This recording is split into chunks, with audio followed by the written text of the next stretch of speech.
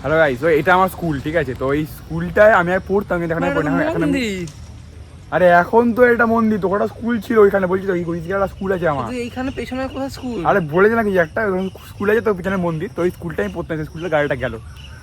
এগুলো একটা ইমোশন, তোমাদের নিশ্চয়ই ইমোশন। অলরেডি মানে মশা ছিঁড়ে ছিঁড়ে খাচ্ছে। আরে আমাকেও তো খাচ্ছে, তুই কিন্তু বলি না না। আরে এখানে তো কোনোদিন আসিনি, এসে ওইখানটা বসছিলাম।